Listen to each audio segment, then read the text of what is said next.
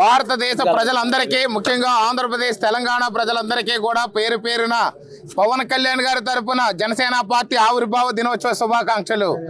ఈ యొక్క పండుగ జనసేన ఆవిర్భావ దినోత్సవం అంటే గతంలో ఏదైతే మనకి స్వతంత్రం వచ్చిందో భారతదేశానికి ఇది మరో స్వతంత్రం లాంటిది.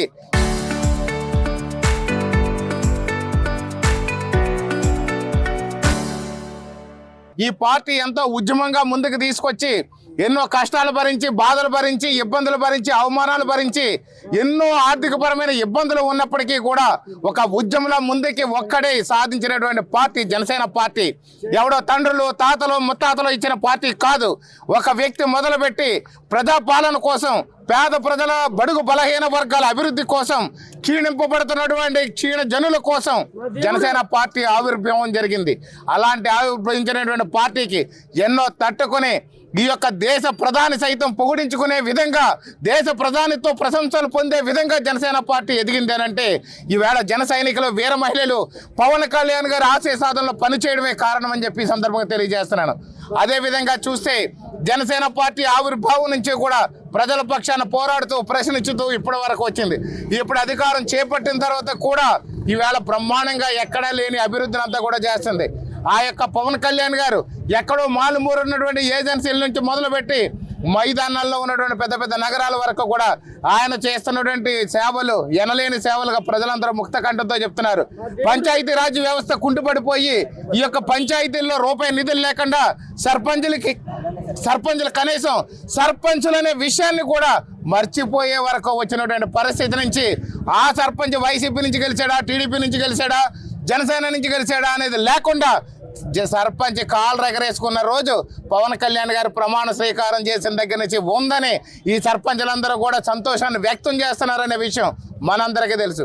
బలహీన వర్గాల బలహీనమైనటువంటి నాయకత్వాన్ని, అభివృద్ధిని ఇవ్వడం కోసమే పవన్ కళ్యాణ్ గారు పార్టీ స్థాపించి 12 సంవత్సరాలు పూర్తయ్యి 13వ వసంతంలో అడుగుపెట్టిన శుభ సందర్భంలో ఈ యొక్క రాజనగరం నియోజకవర్గ ప్రజలు, జన సైనికులు, వీర మహిళలు పెద్ద ఎత్తున ఒక పండుగలా, ఉద్యమంలా చేసుకోవాలనే సంకల్పంతో వారందరూ ముందుకు వచ్చారు. ముందుకు వస్తే ఈరోజు ఇంత ఉప్పెనలాగా వచ్చింది.